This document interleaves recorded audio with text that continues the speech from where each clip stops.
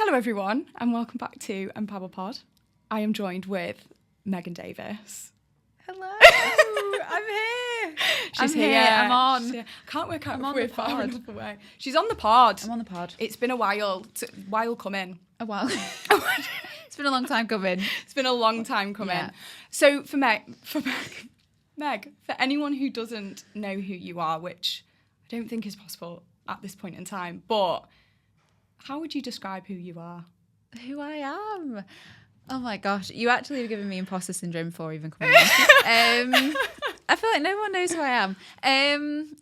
I am a female online coach, British record holder, HYROX Doubles, second in the world. Yes, you are. I've ran a marathon. Does that count? Can I That put that does under count. my roster? That does count.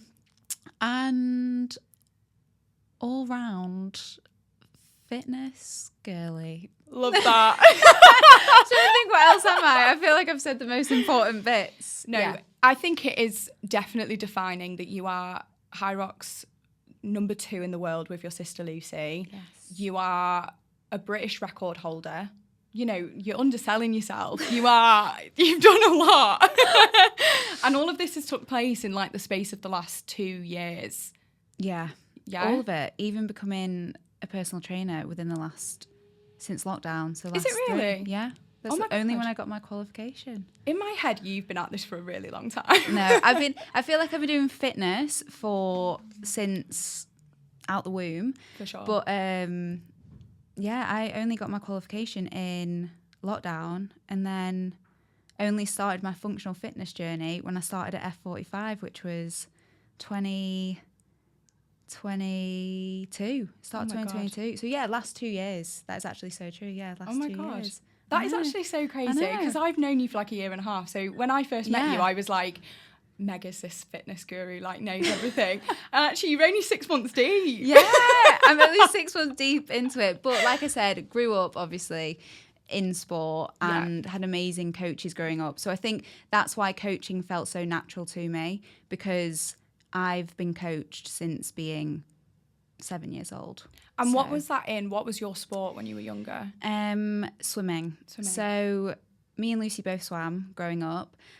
Well, we did every single sport growing up. I think our parents just threw us into everything. And it was like, which one's going to stick? Love that. Like, which one's going to stick? Like, a few stuck for Lucy more than it did for me. Like, gymnastics, she was amazing at. I was, like, too scared to go back on my neck. But that's fine. But no, like, running and swimming were kind of like my sports growing up. And then I kind of had to pick between the running and the swimming. Maybe, it sounds so crazy saying when I was, 11. Really? Which sounds so young that you have to pick a sport to take seriously, but genuinely it was probably about 10, 11. I think when I was 12, I was training 7 times a week, sorry. And then I think when I was, maybe when I was like 12, I was training like 8 times a week. 13, I was definitely training 9 times a week. Oh my God. And it was swimming you chose out of the swimming and running? Swimming, running, and just dropping anything else, Right, really. okay. So any other extracurricular activities that were going on kind of had to be put at bay at that point because that was kind of everything you had to invest in. Was that like a professional thing for you when you were younger? So you're swimming, you're running. Are you competing whilst doing those things? Are you swimming for the town? Swimming for town. No, it's weird. So the swimming, swimming was competitive from the get-go. My mum actually put it in a really weird way when we were on holiday because I feel like when I think back to like my swimming career, if I can call it that, I'm like, oh yeah, it was just those years that I was swimming through my teenage years and like that's kind of just what I did. But my mum put it in a really funny way. She was like, so you take your little girls to learn how to swim. Great. They're going like once a week. They're doing whatever. They then like get invited because they're quite good at it to go and swim for their local club. And ours was Chorley Marlins. So that's where we went. Cute. And that was just on like a Tuesday night. And then you get invited to do another session because, again, you're quite good and you're performing quite well. So you're now training on a Tuesday night and a Thursday night. And then you get invited to go and swim at a gala. And then at this first event, you then qualify to do another thing. And she's just like, it just snowballed. Yeah. And before she even knew it, that she was driving me and Lucy to galas every Saturday, training at like this really young age, like 4 or 5 times a week. And then they're asking you, it's like, oh, do they want to start doing early morning sessions at 5 a.m? And then she's driving us to these sessions at 5 a.m. And then before you know it, you're training 9 times a week, you're competing in national championships, and you're like representing your country. And it just happened. Your mum must have been exhausted. So exhausted. She honestly, like, God bless my mum, she gave up her like life for me and Lucy to like go through with our swimming. Like we wouldn't have been able to do it without her. She was literally, and I was terrible. Like when I like Lucy was so good. Like I was like this awful daughter, or made to be out this awful daughter. Lucy was up 4:30 a.m. in the car, ready with her Weetabix to go. I'm like kicking and screaming, like, I don't want to go. Like this isn't what I want to do. And then I'm like almost like in the back of the car, moody, like on the way to training, like, why am I up at this time? Like obviously moody teenager going through puberty, you can imagine, doesn't want to be there. Yeah. But yeah, so I was awful. So I do apologise to my mum here on empowerPOD for all those kicking and screaming moments at that time in the morning. I'm grateful to have the official apology on this Yeah. podcast. It's a big moment. Yeah.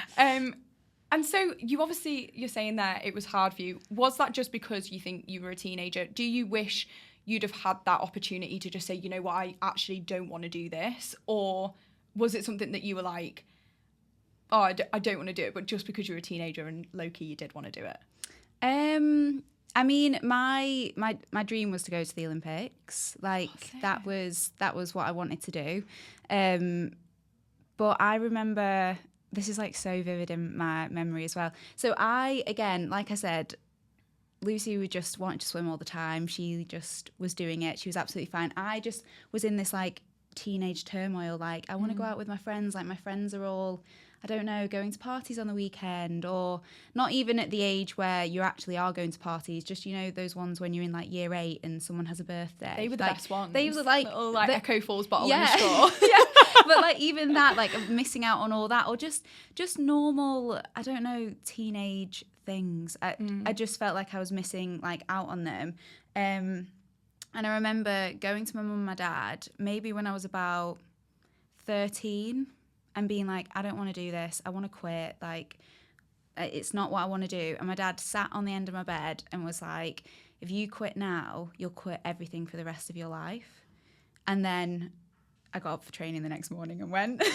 And then I just continued. And that just like really stuck with me, because I was like, yeah, I'm giving up at the first hurdle if I just quit now, because it's just really starting to get hard. I'm really having to start to train. Like I said, I'm there 9 times a week. Like, yeah, if I don't continue it, then that will be part of my personality, like going forward. So I just carried on. Obviously had amazing things come of it for the next like few years. And then I think when I was actually ready to finish swimming, I was like 16 turning 17. It was like my last season that I could qualify for European championships, which is basically it's like the biggest thing you could do at that age, unless you're like an amazing superstar and you're going to qualify for like the Olympics.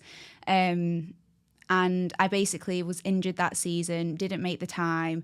I was just so disheartened, and I had the most amazing coach. Like she's like imprinted like on me. Like she was absolutely incredible. She was so supportive, and I remember I was actually ready to quit at that point. Like I was actually done. Obviously spoke to my mum and my dad. They were like, yeah, okay, if it's not for you now, like that's fine, we understand. Almost like got their blessing. No matter what, like my parents were never pushy, but they kind of, when my dad did say to me, like, you've got to like keep going, like when I was younger, I think he knew there was more in it. Whereas I think at that point, everyone was aware that like, okay, like, no, she's ready. Yeah, she's done. It's draining her more now. It's like, it's going to be negative rather than positive.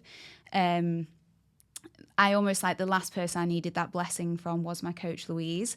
And I think she could see it in me we'd gone back into the new season. Like one of the first 2 sessions, she like got me out on the pool side, sat me down on the side and was like, if you don't want to do this anymore, that's fine. If you wanna go out with your friends on the weekend, if you wanna text boys, if you wanna like go on a date, whatever it is, whatever you wanna do, you can go and do that. The pool will always be here. If you need a break, take it. And then I think I got back in the pool for that session and never went back after that. Wow. Yeah, just never went back. Oh my God.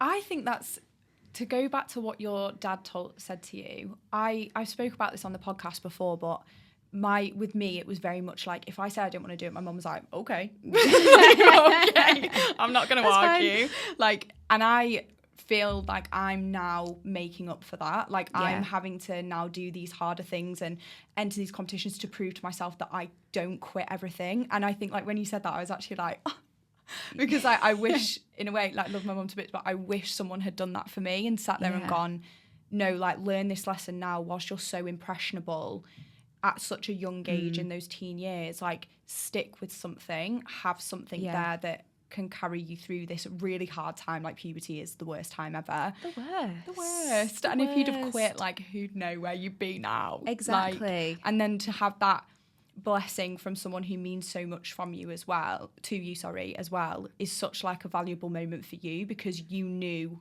that you'd put everything into it at that point, and you were like, actually, this isn't for me, and that's completely okay. Yeah. But that's, I think it's interesting, the dynamic of like pressure, because it's like sometimes pressure is actually really good, and that pressure got you through those years, but then you left it and you were like, no, I'm ready for this. Yeah. And so growing up, obviously, I know Lucy spoke a lot about you guys having quite like an active childhood. So what was that like in terms of before things got serious? What did you guys do as a family for the weekend? Because I have visions of you all like just like on a hike, and then your dad like clips out some ropes and you like that is probably an accurate description. We were just outside all the time. If we weren't walking up something, we were going out like bouldering or climbing. Our like summer holidays were climbing holidays. Like that's what we did. Our winter holidays were ski holidays. And like I remember like growing up and like being on these walks and being like, why are we walking up these things, and like being like pretty miserable. But when I look back now, I really appreciated that that's how they like wanted us to like grow up. And I always say it's like, I don't even think they did it for me and Lucy. I think my mum and dad that's what they loved doing, and they just didn't let children stop them doing the things that they loved. They just took us with us, took us with them. For sure. Took us with them. Yeah, we went with them. They just put us in the car, and whatever they were doing with their life, that you were doing it as well. We were involved, which I always think is so weird, because they would have been not that much older than me now, obviously with 2 girls. And I think, I don't want to stop doing what I'm doing. My kids are going to have to come with me. And that's just obviously what they did. Like, they wanted to go and climb that weekend, so me and my Lucy. Me and Lucy.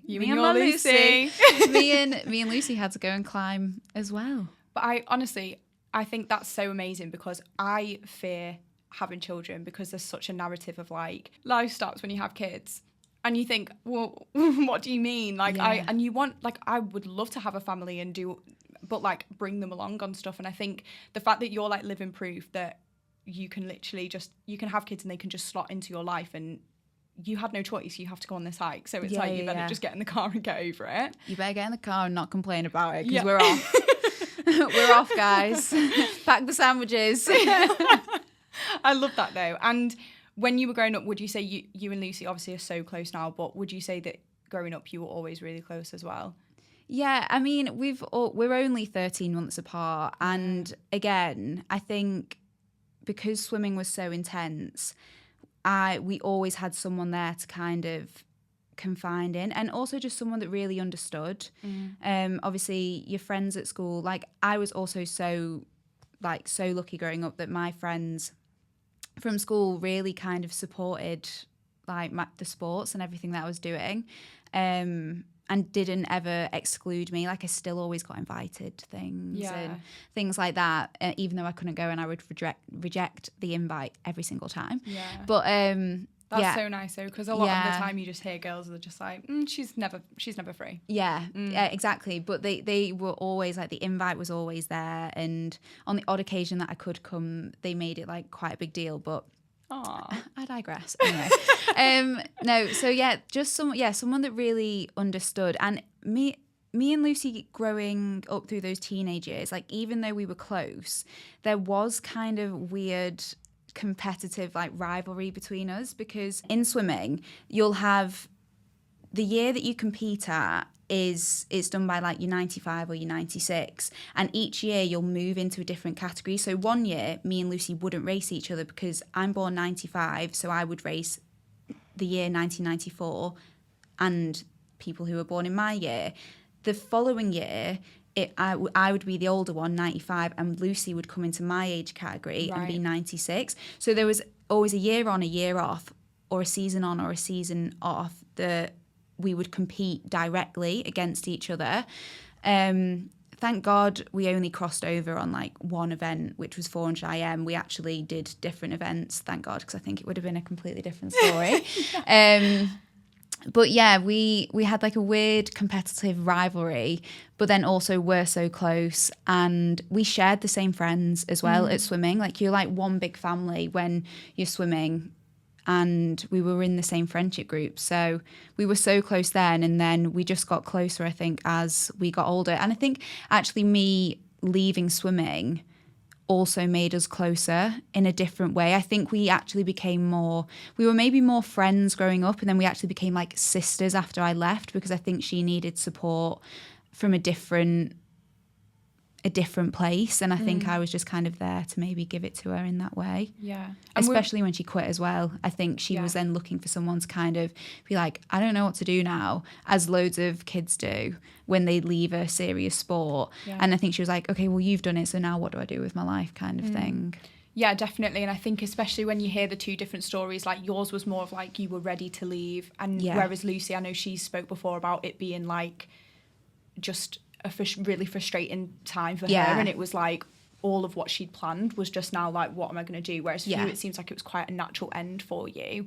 And with the competitiveness, how did that like translate into the house? Like, was it awkward? What do you mean by competitive? I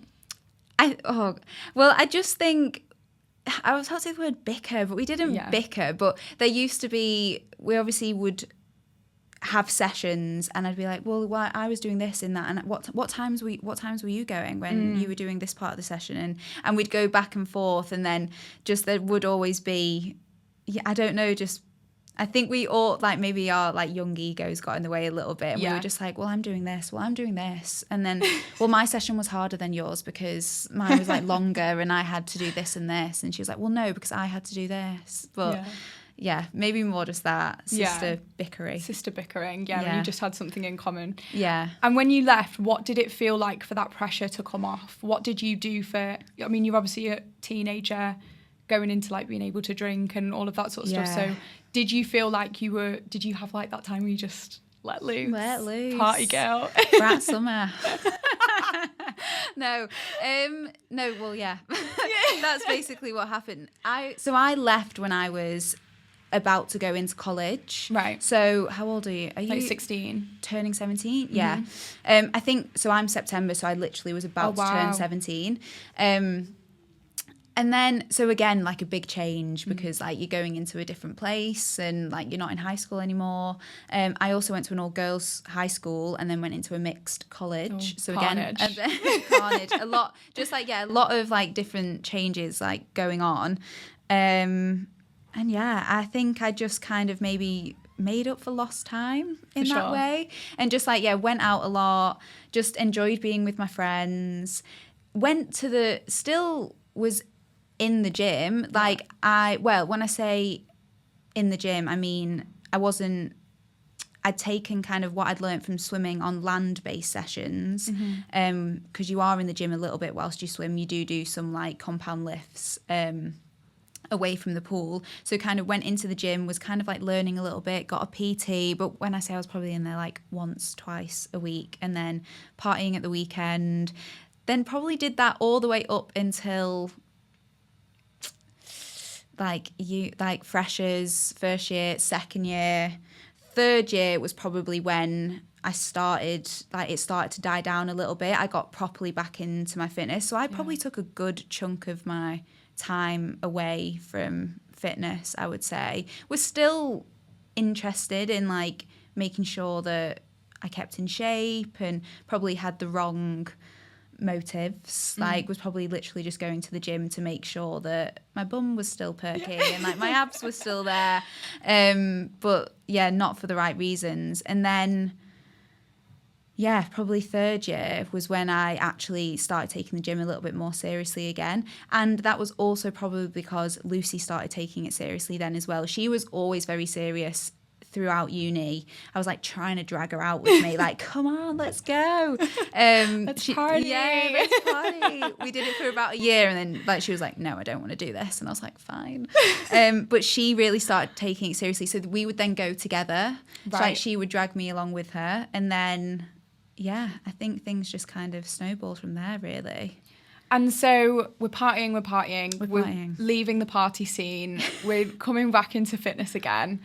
And then I wanted to dive into you and Lucy deciding to do your first HYROX. Yes. Because that would have been 2022. 2022, it was the 2022-2023 season that we did it.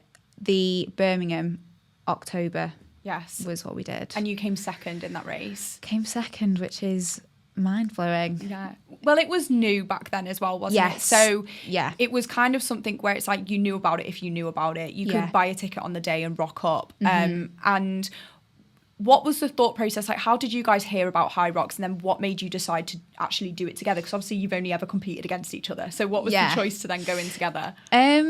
So I'd just started, obviously, that year at F45. Right, yeah. And then, obviously, veteran HYROXer Lewis Jones Fitness.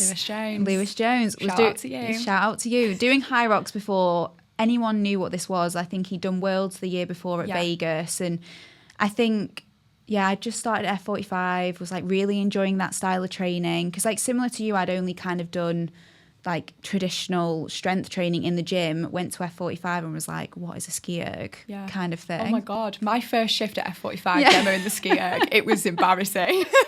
I think a ski erg is embarrassing for anyone for the first time, because you're like, wait, how does this contraption work? Max was like, have you used this before? I was like, no, but I have skied. Yeah. So basically the same thing. Tragic. And then I think I just started, I was like training with like the boys. It was it was when Logie was also there. So like was training with those a little bit, was like understanding what the skier was, the rower, like what a snatch was. Like I was learning all these things. I remember asking you that when I first joined. I was like, what's the difference between a snatch and a clean?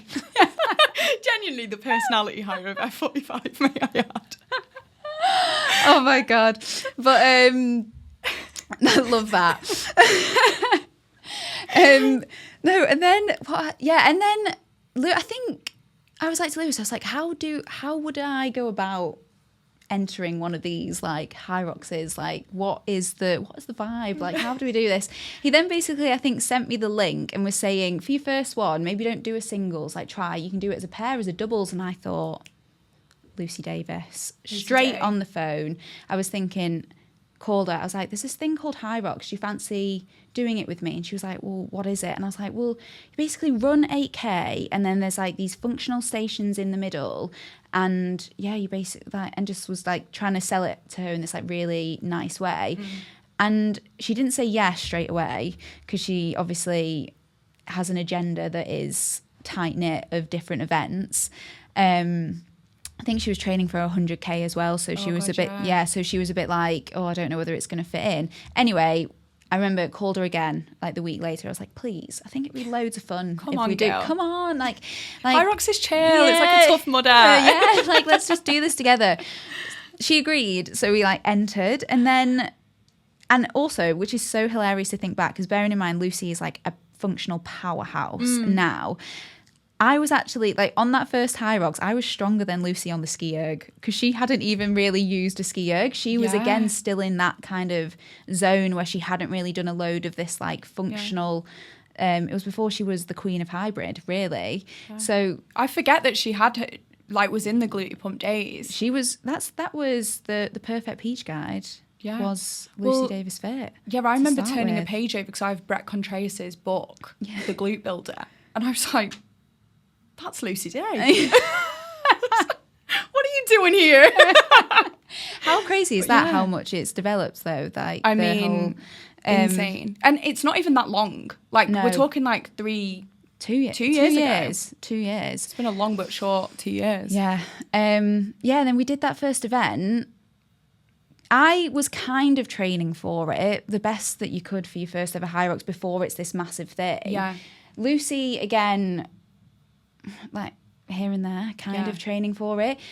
Came second. Bearing in mind now, the time that we came second wouldn't be coming second. What did you get on that first race? So I thought we went a 104, but then Lucy corrected me the other month and said we went a 105, which is still a great time. Amazing time, yeah. Amazing time. But we both are like quite good runners, so that's the only thing that I think kept us around that track. Came second. Qualified for Worlds that season, which is obviously was going to be, so the October, it was going to be the following start of June in Manchester. Yeah. And I don't even know whether we would have done it if it wasn't in Manchester. Because, it still wasn't this massive thing. And we were kind of like, oh, but it's in Manchester, so we'll just kind of do it. Entered. That season what I feel was like made it this massive thing. Yeah. So by June, I think we were really happy that we were doing Worlds. Well, yeah, because I'd never heard of it, but then I joined F45 and obviously had heard of it. Yeah. Then it was in Manchester, which I thought, oh my God, this is like Manchester event. Like I didn't realise it was like the World Championship, and it was in like Vegas the year before and all of this. Yeah. And I remember you going to do it and I was like, this is cool. Yeah. What is this? What is this that these girls do? But do you remember like crossing? Because I'm so cringe that everyone knows, but when I crossed that finish line, it was like my life changed. I was like, holy shit, like this is it. Like this is my purpose. But do you remember crossing that finish line and being like, oh my God, I want to do another one? Yeah, the first one, we loved it. And it was this really weird thing. We were like, this is so fun that we can do this together. I then think that we actually did well. We were like, oh, we're quite good at this. Like, we could, like, this could be a thing. This could be it. This could be it. And then obviously at Worlds, when we did Worlds, again... We understood Hyrox a little bit more then, so we actually had trained a bit better for it. Lucy was then obviously unreal on the ergs. She saw you were a little bit better, and she was like, she thought no, I'm gonna get on that. No. And then after Worlds, I think we were like, again, because we did okay. I think we came 10th in the world. Yeah, you did. We did. I've got that written down. And it was at one... Oh, no, this was your other time. Yeah. No, we went at 106, which was pro weight. And then, we did like well, and we're like, well, obviously we need to do another one next season because now we want to like build on... We get it now. Yeah. Like, we're in it. We've done 2. We've done a pro weight. Like, it's time. Let's go. We can do this. And then, obviously, then we entered Manchester for the following season. And that's the one just gone, right?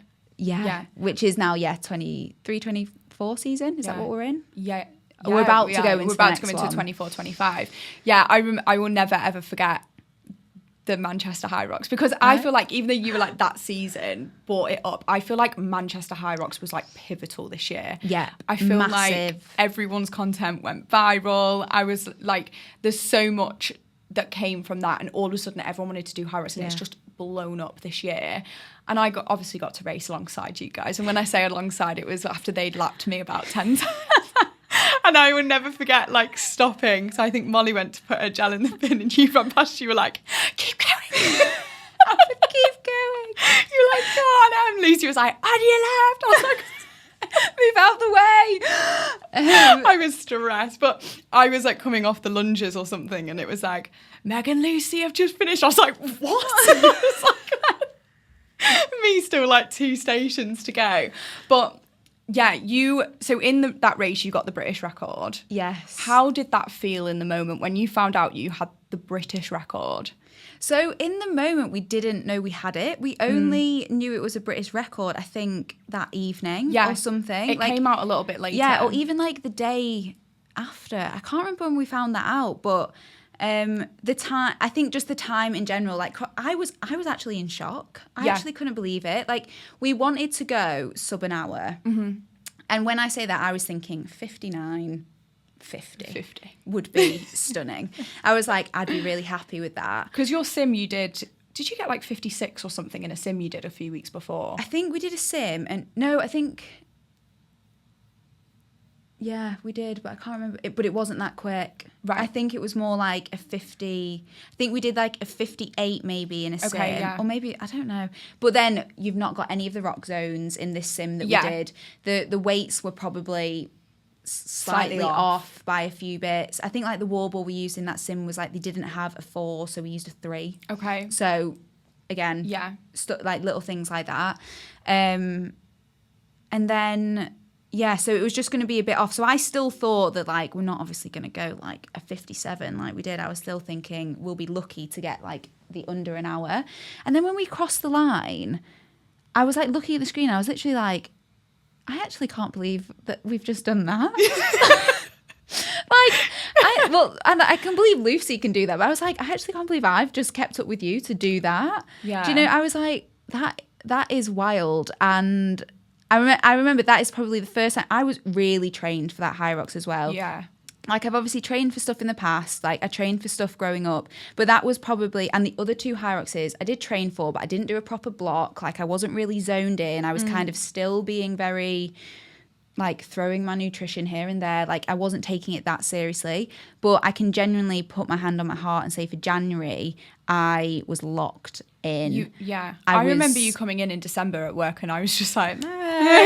You were like, not okay.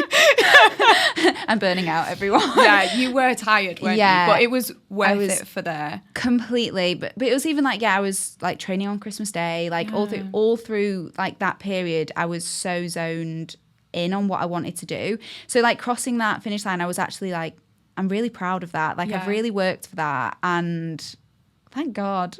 That makes me so happy to hear that as well, because like you saying there as well, like you believed Lucy could, but you were like, oh my God, I've just done that. But like, I think it's really great for you to have that like validation in that moment as well, because you do train hard, you do work hard, and you are just as capable. And like, you know, you both have to stay together in that race. So you're just as talented as each other. And I think being able to share that moment with your sister is like so special. Special. If you've not watched their video, get onto Instagram. Honestly, I watched it this morning prepping for this podcast.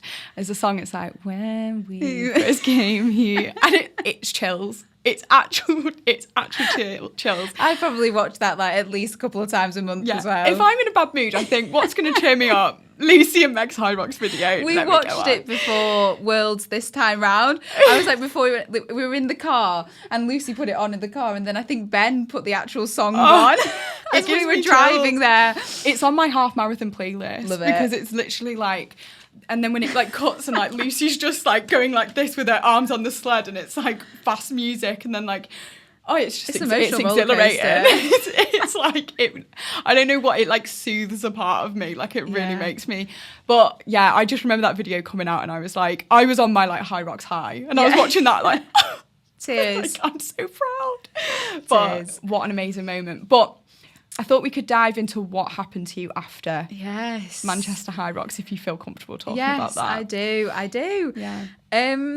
Well, I wasn't very well. No. I got a call from James the next day, like, and I answered. I was like, I'm not working tonight. And he went, Meg's in hospital. Fine. Fine. So weird one.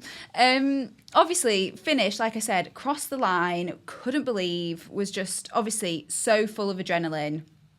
Couldn't believe we'd done the time. Obviously, you're hugging your friends and your family after it. Like, you've done amazing. Like, you're like, oh, yeah, I know. Yeah. As soon as I started to hug the friends and family, I was like, ow. Like my stomach really hurts. And, like, not just, like, I feel like as personal trainers, we're very in tune with how our body feels. And I instantly knew that I was like, something's wrong. Yeah. Something doesn't feel right. Like, emergency, I don't feel okay. And everyone was like, you're like, well done. I'm just thinking, and all I kept saying to people was like, my stomach is so sore. Like, my stomach so sore. So sore. Every time I saw someone, so sore. My stomach's so sore. And then everyone's like, obviously after a Hyrox as well, like you'll go for like food with your friends and your family. Yeah. So we go across the road, Ezra and Gil, like get some food. My mum, my dad, Ben, Lucy, Jake was away, so wasn't there again. But I'm texting and being like, my stomach is so sore. And then we're sat having breakfast, and again, I'm just like, I don't feel well. Like didn't know whether it was just kind of coming down from the event, like a bit of runner's stomach, like just like things. Because that's so normal as well to feel unwell after a race. Yeah. And like, again, I've had stomach cramps before after racing my other Hyrox, but like not this severe.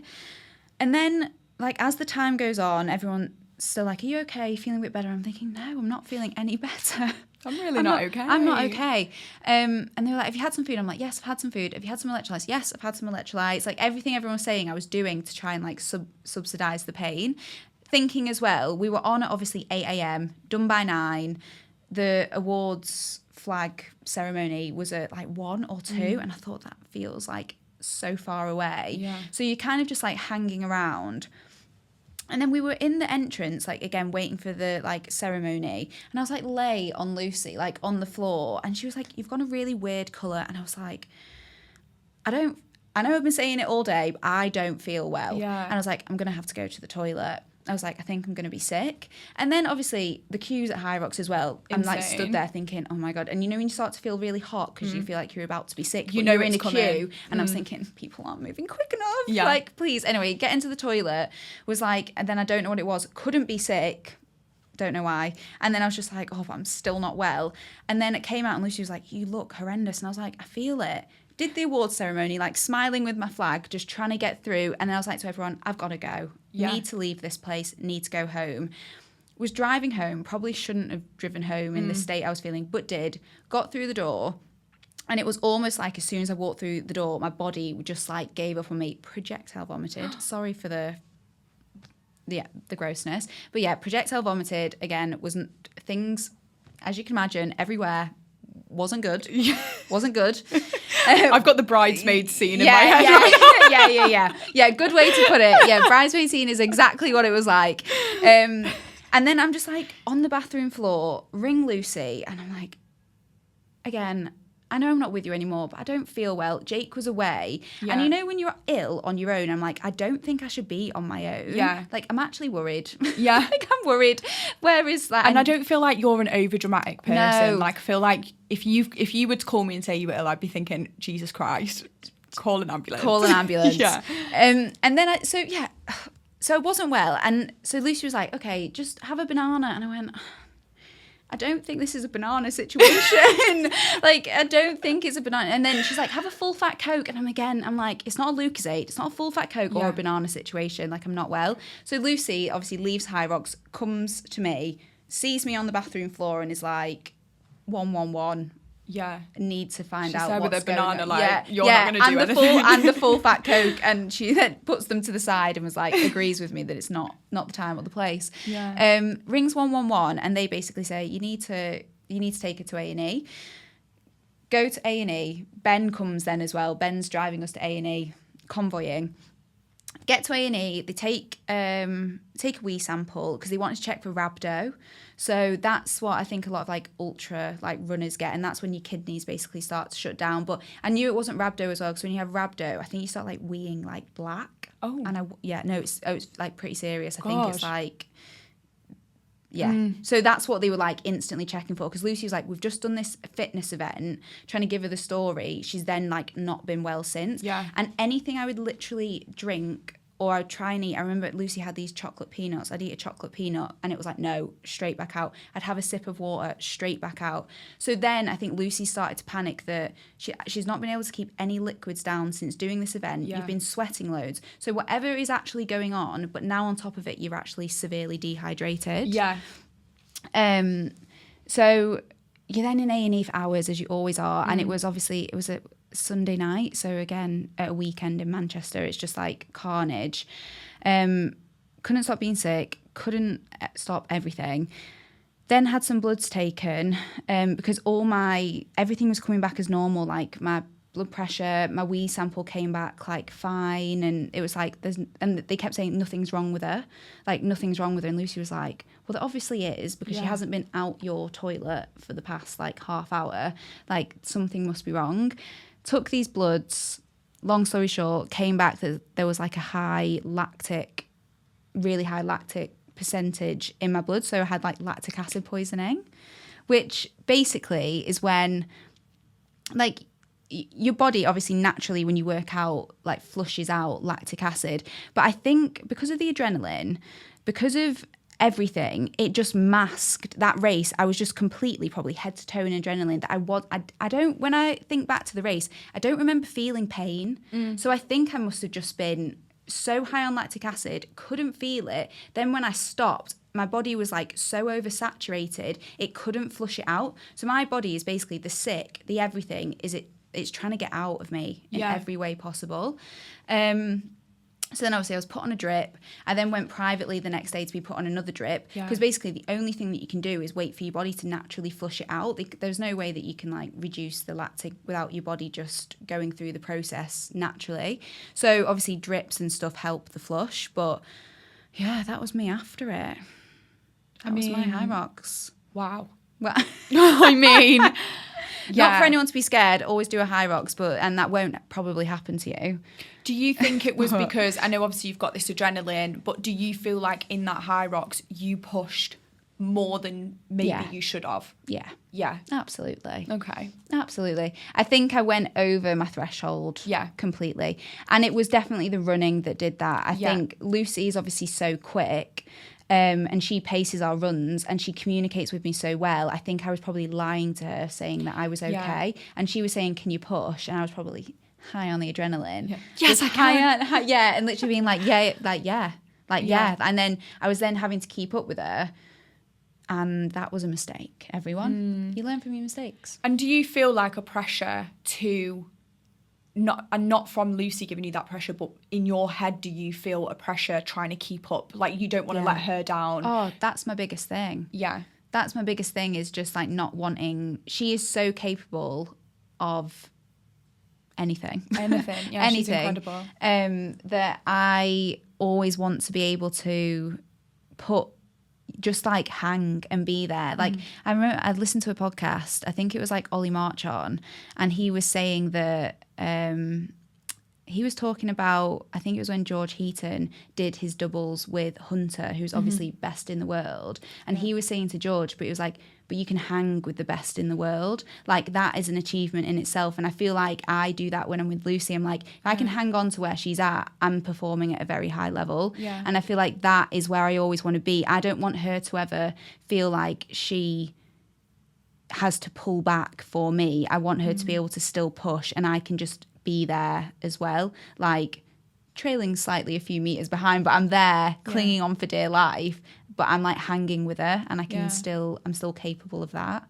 Yeah. And you are so capable. I don't think you give yourself enough credit for like how much you actually are capable of doing that. Like I think you sometimes do feel like you're like a part of it, whereas like you're half of it. Like you and Lucy are together, you're a partnership. Oh, and like that's nice. Yeah, and I think like you need to give yourself more credit, because you don't just hang with Lucy, like you both perform exceptionally well.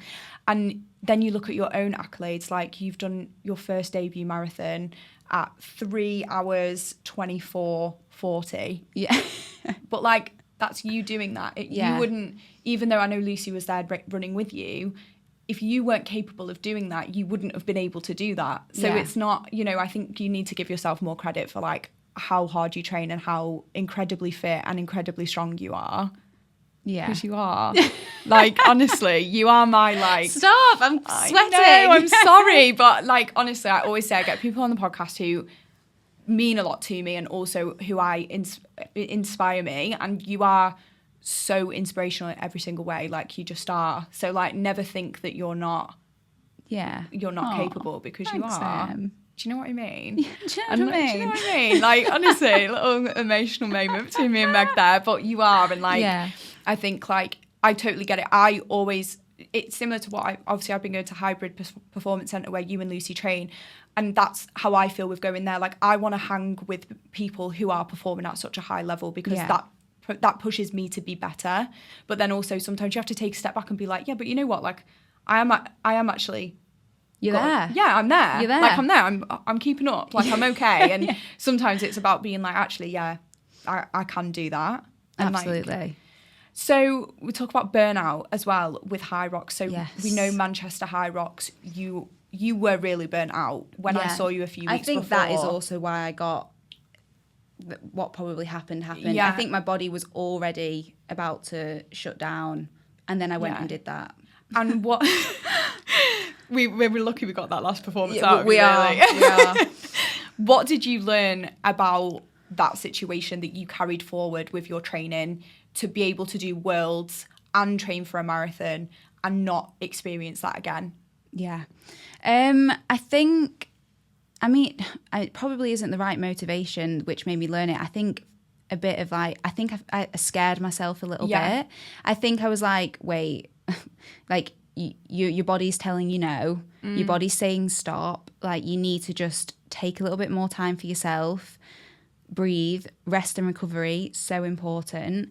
And I think obviously after that January, my next thing was the marathon. And I think maybe within the first like few weeks of my marathon training, I wasn't listening to myself, was starting to pick up a few little niggles here and there, had that light bulb moment being like, don't let that happen again. Don't put yourself in a position where your body literally is saying, no, stop, whether that be through injury or you running the race and you're like, your body's just so fatigued that you've not given yourself a good enough chance to even complete it, that I just kind of spoke to my coach at the time for the marathon and was like, this is what I've got on. I'm still training for a HYROX. I've got this marathon. I need to make them both like synergize. I can't be almost training for a marathon and training for HYROX as two separate things. I need my program to be synergized and together because otherwise I'm doing too much. Like, I can't have you program me 5 runs a week. Yeah, I need to do a HYROX running session. I need to do strength-based sessions in the gym for my HYROX and all this other stuff. Like, I don't have the hours in the day and my body can't do that. So it was kind of like sitting with him, looking at kind of what I needed to do for my marathon, looking at what I needed to do for my HYROX, because I was training myself for the HYROX, as well as obviously going to classes at Hybrid and everything like that, and just making sure that my week had enough rest and recovery in there, had enough kind of me time. And also I listened to myself that I took a full week off running, I think, on almost right before my peak week of my marathon, because my shin was so niggly. And I thought, even though mentally I was like beating myself up a little bit, being like, oh, like maybe I'll just work through it. We're nearly at your peak week. Like, you can't miss like one of these long runs. I kind of sat back, went to physio, took a full week off running, and then my niggle didn't turn into an injury. It just kind of stayed at bay. Yeah, and I think that is such a valuable lesson as well, because there is such a pressure around training that you should be training all the time. Like, I definitely feel sometimes with me, like, I'm never doing enough. And I think actually having someone like you sit there and be like, it's okay to actually take a step back. It's not going to really affect your progress if you take 1 week off. No. And what about recovery and things like that? Is that something you prioritise in terms of like saunas, supplements, all of that sort of stuff? Is that more of a priority for you now after HYROX than it was before the incident? Yeah. The incident. That shall not be named. Yeah, I think definitely in terms of like supplementation. So one that's like been massive for me is beta A, obviously a lactic acid buffer. For sure. Makes sense. Yeah, it makes sense. Again, I'm a vegetarian, so making sure that my protein intake is like 100% as near to what it can be. Creatine, again, to just help with my strength, especially working towards worlds, because marathon training wasn't going to do any favours for my strength. Had to try and like keep up what I could strength-wise for the pro weights. Creatine obviously was just helping me, giving me that extra little bit here and there. Saunas, I'm not a massive fan of an ice bath, I can't lie. Yeah, I can't get on board. Purely because I don't like it. But saunas, yes, like I've been going like over to Lucy's with like being a sauna. Again, just whenever I could at the gym here that's got the sauna, I'd like be in there. Stretching as well, which I can't say I'm the best person ever still for it. But especially now, but during my marathon training, I was actually stretching. Like I can actually put my hand on my heart and say I was. Kind of. More than you were before. More than so it was an improvement. Yeah, 100%. And then also just understanding that some sessions didn't need to be 100% is also, I think, a really good form of recovery. Yeah. Like a rejuvenational and easy run is an easy run. It doesn't mean threshold speed. It doesn't mean pushing and pulling back. Easy run, go out, easy breezy, heart rate's nice and low, you're just ticking the legs over. Or an erg session that is zone 2 means zone 2. It doesn't mean you're on a ski erg and you've got to like whip it as fast as you can, get the watts high every single time. There are sessions that are sometimes programmed that are there for recovery reasons. And I think people sometimes need to remember that it doesn't always need to be 100%. I think that is actually probably the reason I almost ended up burnt out, because I wasn't taking my recovery sessions as recovery. I was just like, oh, well, if I do these 100%, I'm going to get fitter and I'm going to get better. Yeah. But it's like, that's not always the case. Like you do just need your body to like get out of that fight or flight mode. Yeah. Like it needs to kind of sit with itself. So you're not in a constant like high stress zone. Yeah. Nervous system constantly through the roof. You've got to let it come back down to be in a balanced place to like go forward and progress. Yeah, I think that is so important, because I think especially with social media at the minute, the narrative is very much like do hard things, like all of this, and that's amazing. And I'm guilty for pushing that as well.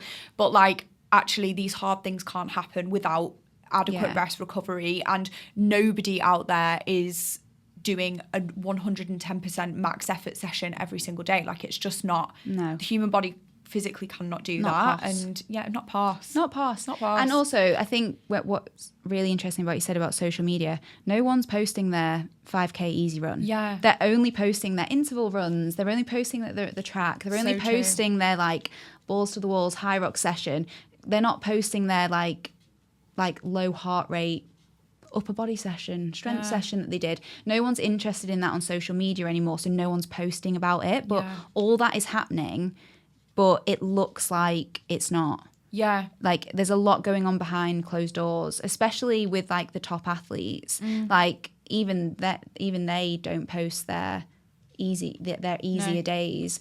Because I guess no one's excited by that, are they? But that's the reality of being in this sort of sport. And I think especially hybrid training, people really think, obviously it's become this big buzzword nowadays, and like it's amazing, and I think it is actually the best way to train. But I think if you're especially new to it as well, there's this big misconception that you need to go all in and it needs to be really max effort sessions all the time, and it isn't like that at all. And like you say, there's so much that goes on behind the scenes to make sure that you're able to perform at that high level when it comes to a race and a competition. 100%. And one question I did have for you is, when you are in a horrendous like pain cave at any point, so whether that's the marathon, HYROX, I know you've got obviously the fact that you are partnered up and you do have that to bounce off each other, but what goes on in your head when you think, I really help? SOS, help mum, pick me up, I'm scared. Like, how do you dig out of that? Because I think that is what I find really hard. I think I tell myself a lot that it's going to be over soon. And I also look back on the hours and hours I've put in and think, it's for this now. Yeah. It's happening right now. You've just got to get through it. You've got maybe, I don't know, you've got an hour left of your marathon, or you've got, I don't know, you've got your lunges and your wall balls left. It's like, you're so close. All that work, you are so close. Like, don't let yourself down now. You've done all that work. You've done months and months of training. for the next however long, 30 minutes, 40 minutes, an hour, hour and a half, just stay focused on it. Yeah. Just don't take your eye off the ball. Like, I constantly will remind myself of how hard I've worked and to, like, not let myself down in that moment. Like, come on, last little bit. Yeah. Last little bit. Keep going. Yeah, keep going. Last little bit. And it will be over soon. It's so temporary. And do you think that is gonna, do you think, obviously, like, so far in your competitions, it's been you and Lucy, they're together. You're obviously embarking on something quite exciting next year. Do you want to say? I can say. Tell the people. Tell the people. empowerPOD exclusive. So I'm doing my first half Ironman next year. Getting back out the swimming hat, swimming goggles. But yeah, first half Ironman. And do you think when you're in a pain cave there, I'll do you cry. think it's going to be as easy for you as, like, to say that? Because I guess there's also this part of you in the competition that's like, Lucy's right here, I can't let Lucy down. Yeah. And you and Lucy speak all the time as well. And for anyone who's not ever been in the presence of Meg and Lucy together, it is the most heartwarming, like, incredible sisterhood I've ever witnessed in my life. Like, when we went to Lucy's event a few weeks ago and she, like, fully started, like, crying. And I was actually there like, oh my God, do not cry. This is not like between you, Emily, but I was like emotionally invested. I'm so emotionally invested because you're both just such incredible people. But for you guys, you obviously have this thing for both of you where you're like, you don't want to let each other down. When you're on your own, do you think it's going to be harder for you to tell yourself, like, this is what I've been working for? Like, yeah. I do actually think, like, even in my training, I'm such a person that is like, I love training with people as well. So even in my training, I try and avoid training on my own at all costs. Yeah. So even, like, as you know, like Cami, Lauren, like, I've got a really strong group of, like, female friends who are constantly around me. And I have actually thought about this, being like, what am I going to do when I'm, like, out there, like, on my own? But I think I kind of... So when I swam, I was a distance swimmer. So I spent a lot of time in my own head. And when you swim, you don't talk to anyone, like, even when you're training. So I spent a lot of, like, time just in my own head and just, like, focusing. And when you race, again, you're on your own, singularly. You can't even chat to people because obviously you're in water. Yeah. Obviously. I've got visions of you trying to chat to people with a swimming cap on. So I think I've maybe just got to, like, log back into, like, that feeling. And I think the training for it, because I am going to be on my own. Yeah. Again, with the swimming, I'll be in my own head. My running, I'm going to be out on my own again. I think Jake is going to come on the bike with me because I'm scared of the roads. And I'm scared to go out there. So he's going to get a bike and be there. But again, like, there'll be a lot of time over the next 6 months that I am on my own and have to lock in. And I think I actually might have to tell myself to start training on my own a little bit more to make sure when I'm on that race, I can kind of, like, just be with me a little bit. Because, I actually don't know how to properly answer that because I'm also a bit scared about that, if I'm being totally honest. But, yeah. I think it's an exciting time for you, though, because you're sort of... you've done so much as a duo and, like, in partnered and teamed sports. You've got all these accolades behind you now, and now it's about being like, actually, you know what can I do on my own? Like, what am I going to be able to achieve here? And I think that's, like, really, even though it's scary, it's probably scary because it's also exciting, and you're like, this is new, and this is going to be for me and what I'm going to do. And I'm, like, really excited for this. I do actually, like, again, I think triathlon and Ironman might be something that, like, fits me very well. For sure. Because, again, like I said, growing up, I was an endurance athlete. Like, that's my event was distance and mid-distance, so that bodes well. I do think things like a marathon, like anything that is endurance-based, I do tend to enjoy those things a little bit more.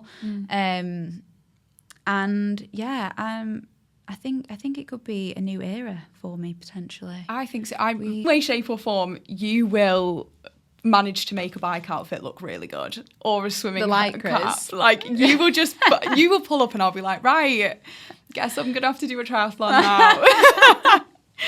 I mean, fingers crossed. When I say I'm scared about the bike, I am pretty scared about the bike. Yeah. I don't think Manchester bodes well for like cycling on the roads. I agree. But you and Jake love like camping and all of this sort of stuff. So there's definitely some enjoyment to be had. And also like, I know obviously when you were doing all your training for the other stuff as well, there's obviously sacrifice that comes with that in terms of time that you can spend with your partner. Obviously Jake doesn't do HYROX, although Jake, if you're listening, you do boss the F45 classes. I know. I have said to him that like mixed doubles, but I don't think he says that because he enjoys like going on a Sunday and stuff. So, but I think he likes going to the classes, but isn't bothered about competing. For sure. Which is totally understandable. But he did actually, I don't even know whether I should say this, he did actually say that he potentially might want to do the half Ironman at the same time. But I don't, again, want to quote him on that because that might have just been a passing comment that has been buried deep down already. But we're not quoting you, Jake, but now I know. Yeah. But now we know every single day. I'll be like, well, triathlon's coming your way. And I mean, if that is something that you could do together, I think that would be incredible for you guys, because then it's obviously that time that you can spend together training for something, and completely like that allows your relationship to move through that. Because I can imagine when you're training for the marathon and HYROX at the same time, that was it was awful. Like, what is the sacrifice almost, or the pressure that it puts on every other part of your life? Yeah, it becomes your personality. And I remember, doing my marathon, and it was my full personality. I feel like it's all I spoke about. It's all I could talk about. And God, there was some days when I was so miserable. Yeah. Like, and Jake, bless him, again, he got the brunt of it. Just me being like, I don't want to go and do this run. He'd be like, well, don't go and do it then. And I used to be like, oh, well, I have to. But it is, I think, remembering the people around you are genuinely so, so important. Like, again, Jake being at the end of my marathon and like giving him a hug at the end was what made me so emotional. And it's because he like been through that journey with me. Yeah. And like, again, making time for your friends at the end of that HYROX, like seeing the girls all there cheering, again, that means so much because again, they've been through the journey. And it's just remembering the people around you. And the time that you spend with those people is just as important, and you should value just as much as all the training and everything else. Because at the end of the day, what actually matters? Yeah. Like, even though we don't think that at the time, like the most important thing is HYROX and the most important thing is the marathon, but actually, like sometimes I think we all just do need to check ourselves and be like, no, actually, let's just go out for dinner. Yeah. Let's just go on a date. Life's too short. Let's just go and see mum and dad. Let's just go to Lucy's, and let's not go to Lucy's and train. Let's just go and see Lucy. Yeah. Do you know? And it's just, you just need it. You just need to do it. Because otherwise it all becomes too much anyway. And you need to just, that's probably the best way to kind of also not get burnt out as well, is just like take a little bit of a back seat and just remember like, no, today I'm having a day. I'm having a me day. I'm having a me and whoever is around me day. That I want to spend time with. Yeah, it's all about finding that balance, isn't it? And it is hard to find. It's not easy, but no, it is really tough. It is important. And if HYROX was to become, just to go back to that, sorry, because that is my closed question for you. Yeah. If HYROX was to become an Olympic sport, would you be interested in partaking? I mean, of course. Yeah, of course. I mean, it would depend if it would be solo Olympic or doubles. Like, I just feel, again, like with doubles, I feel like I'm a doubles athlete. You're a doubles, yeah. I'm a doubles athlete, but if it was solo, I think I would, if it came, I mean, I probably would. Yeah. I probably would. I think that would be fun, actually. I think it would be an incredible, like, Olympic sport. I think it would be insane. Yeah. I mean, there's so many that keep getting added to the roster each year. I mean, hobby horsing. Love it. Keep bringing that one up. Yeah. You know, interesting one to go down. Is that one with the fake horse? The fake horse. That is... Sounds more up my street, to be honest, than actual horse riding. Yeah. But, and I thought we would just do a quick fire question round. Okay. Only 4, because I could only come up with 4. Favourite race day trainers? Nike Alpha Fly, but the old ones, not the new ones. Okay. Top 3 supplements. You can only have 3. March on Women's Formula. Electrolytes. Mm-hmm. March on Performance Hydration. Yeah. I'm going to plug. And Again, probably their new peak endurance, because the ingredients in that are actually unreal. Like, I can't wait. so good. That's not out yet, is It is out. Oh, it is Came out this week. Get on that order. Get to order it. I walked into Hybrid the other day. I was like, thank you. Need all of these. Favourite song to run to? Anything Mac Miller. Oh, okay. Yeah. Like Yeah. it. Favourite sportswear brand? Right now.